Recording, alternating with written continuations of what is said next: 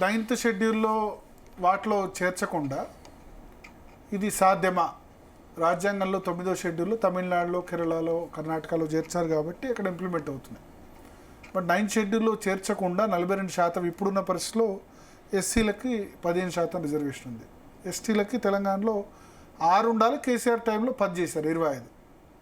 So 25 బొంగ ఇంకా ఎట్లా possible అవుద్ది?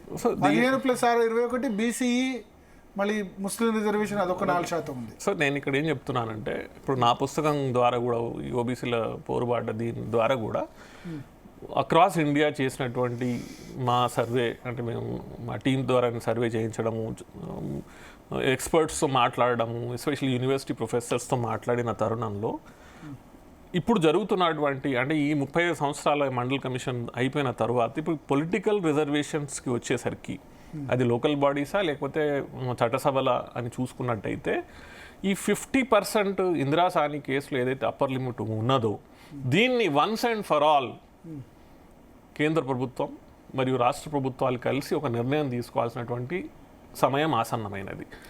మనము ఇప్పుడు రాష్ట్ర ప్రభుత్వాలు కానీ లేకపోతే ఇప్పుడు లోకల్ బాడీస్ లాంటి ఎలక్షన్స్లో కానీ, ఇదే కాకుండా బీసీ సంఘాలు, మనకి ఎస్పెషల్లీ మనం బీసీ సంఘాలు, బీసీలలో ఉన్నటువంటి ఈ ఆతృత, ఆవేదన, ఆక్రోషం, ఇదన్నీ ఏమవుతుందనంటే అది పోయి కన్వర్షన్ స్టేజ్కి వచ్చేసరికి అక్కడ ఒక అడ్డుగోడ ఏదైతే కట్టిపడి ఉన్నదో దాన్ని మనము ముందుకు వెళ్ళలేకపోతున్నాం. బీసీలంతా ఒక ఓటు బ్యాంక్. నా అబ్జర్వేషన్ ఏమనిపిస్తుంది అంటే, మున్నూరు కాపు నిలబడితే పద్మశాల ఓటేడు, పద్మశాల నిలబడితే యాదవ్ ఓటేడు, యాదవ్ నిలబడితే గౌడ్లు ఓట్లేరు. ఒక కులం వాళ్ళు ఆ కులంకు వేసుకుంటారు తప్ప బీసీ అంతా ఒక ఓటు బ్యాంకు తెలంగాణలో, ఆంధ్రప్రదేశ్లో నాకు అనిపించట్లేదు. సో దీని సొల్యూషన్ మనం చాలా చోట్ల దీన్ని మనకు ఉంది. అంటే ఎస్పెషల్లీ నార్త్ ఇండియాలో దీనికి సొల్యూషన్ దొరికింది, ఆల్రెడీ సొల్యూషన్స్ ఉన్నాయి. ఇప్పుడు ఫర్ ఎగ్జాంపుల్ బీహార్లో ఏం చేసినారంటే ఎంవై అనేటువంటి ఒక ఫార్ములా పెట్టుకొని వచ్చినారు. సో అదే మనము ఉత్తరప్రదేశ్లో కూడా యాదవ్లే కాకుండా ఈవెన్ మాయావతి కూడా ఏం చేసింది, మాయావతి కూడా హాతీ నహి గణేష్ హే బ్రహ్మ విష్ణు మహేష్ హే అనేసి అటువంటి ఒక నానుడు పట్టుకొచ్చి దాంట్లో ఎస్సీ కులాలతో పాటు బ్రాహ్మణులని ప్లస్ ఠాకూర్లని అందరినీ కలుపుకొని తను ఇండిపెండెంట్గా ఫామ్ చేసుకుంది.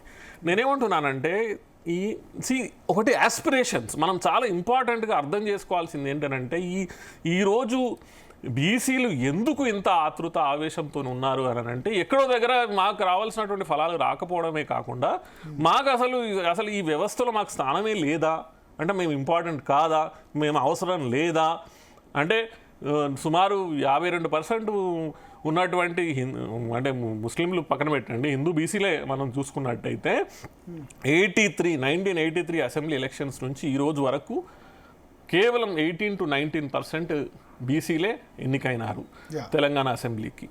ఇలాంటి తరుణంలో ఈ 18-19% దానికి వచ్చి ఆగిపోతున్నారు 52% ఉన్నటువంటి వాళ్ళు. సో ఈ ప్రశ్న అనేది ఇప్పుడు అవేర్నెస్ లెవెల్స్ ఏదైతే అంతకుముందు ఉన్నటువంటి అవేర్నెస్ లెవెల్స్ కంటే రిలేటివ్ అవేర్నెస్ లెవెల్స్ ఇప్పుడు బాగా పెరిగినాయి. ఇప్పుడు ప్రశ్నించేటటువంటి గొంతులు ఎక్కువైనాయి.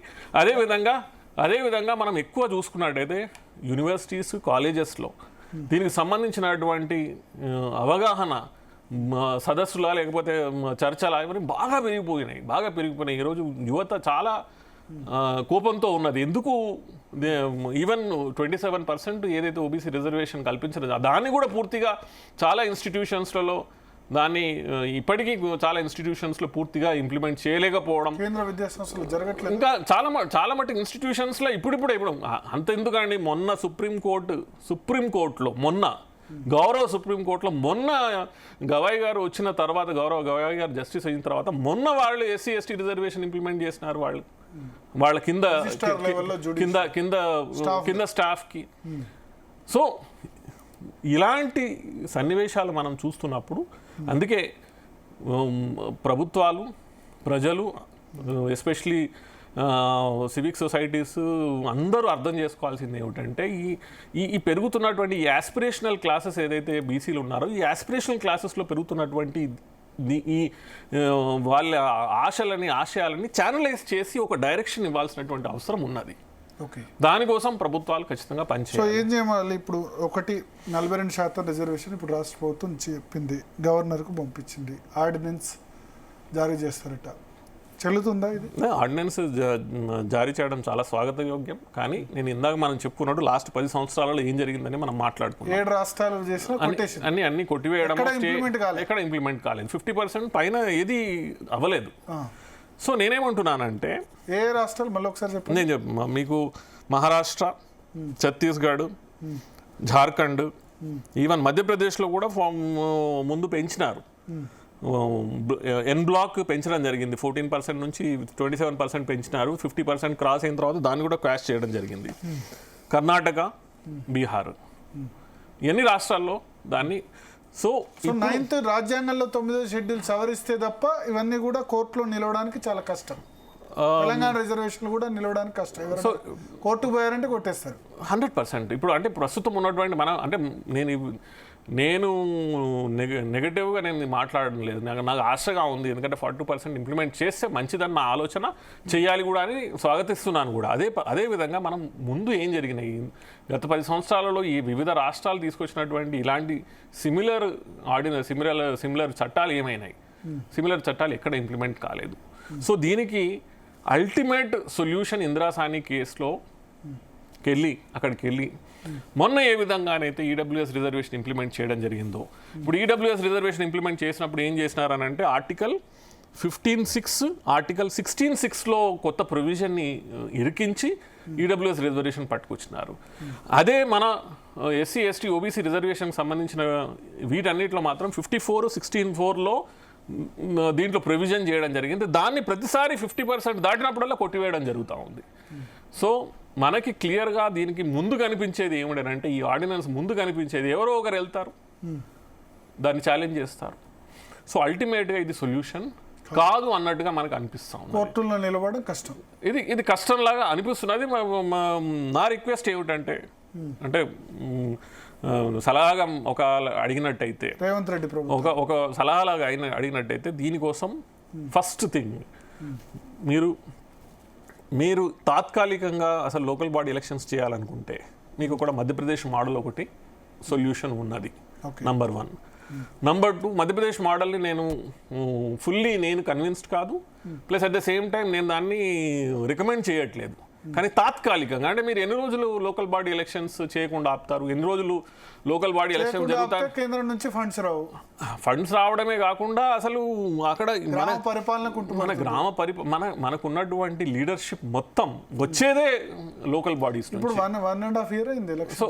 సో అక్కడ మనము ఈ ఎలక్షన్ జరగకుండా 1 year కనీసం మనం తాత్కాలికంగా అయినా, ఎందుకనంటే మనకి తెలుసు ఈ గత 10 సంవత్సరాల్లో వివిధ రాష్ట్రాలు తీసుకొచ్చినటువంటి వివిధ చట్టాలు ఎంతవరకు సఫలీకృతమైన మన ఎదుట ఉన్నటువంటి తరుణంలో ఒకటి మధ్యప్రదేశ్ మోడల్ ఏదైతే ఉందో తాత్కాలికంగా అయినా మనం ఏదైతే మధ్యప్రదేశ్లో 14% ఓబీసీ రిజర్వేషన్ ఉండిందో లోకల్ బాడీస్కి, దాన్ని 35% చేయడం జరిగింది.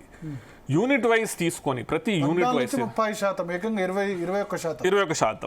ఎవరు ప్రభుత్వం చేశారు? సో ఇది శివరాజ్ సింగ్ చౌహాన్ గారే ముఖ్యమంత్రిగా ఉన్నప్పుడు 2021-22లో he himself is OBC. But 3 terms ముఖ్యమంత్రి ఉన్న ఆయన ఎందుకు చేయలేకపోయారు? ఆయన ఓబీసీగా ఉండి కూడా ఏమిటి అంటే 2021 వరకు ఎందుకు చేయలేకపోయారు? ఆయన స్వయంగా ఓబీసీ కదా.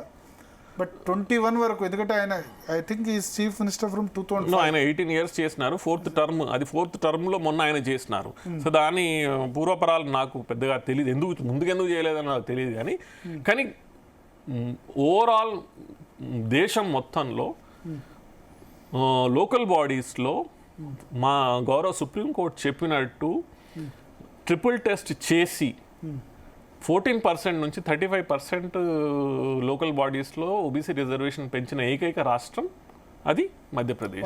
ట్రిపుల్ టెస్ట్ అంటే? సో ట్రిపుల్ టెస్ట్లో 3 కండిషన్స్ ఉంటాయి. ఒకటి, మీరు డెడికేటెడ్ కమిషన్ వేయాలి. డెడికేటెడ్ బీసీ కమిషన్ తెలంగాణ వేసినారు. నంబర్ 2, మీరు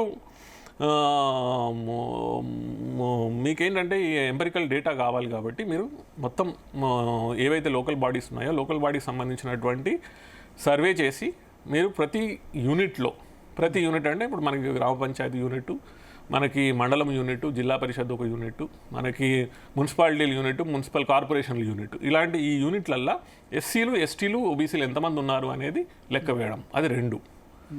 సెకండ్ కండిషన్. థర్డ్ కండిషన్ వచ్చేసి మొత్తం SC ST plus BC reservation మీరు ఎప్పుడైతే ఈ గణన చేస్తారో, ఎంపరికల్ డేటా మీ దగ్గరికి వస్తుందో, ఆ డేటా వచ్చిన తర్వాత ఆ డేటాను ఉపయోగించుకొని మీరు నిర్ధారణ చేయాలి. చేసి ఎస్సీకి ఎస్టీకి ప్లస్ బీసీలకి మీరు యూనిట్ వైజ్ ఎంత రిజర్వేషన్ ఇస్తారు అనే దాన్ని 50% పరిధిలో పెట్టి మీరు సుప్రీంకోర్టుకి వెళ్ళి అక్కడ నుంచి పర్మిషన్ తెచ్చుకోవాలి.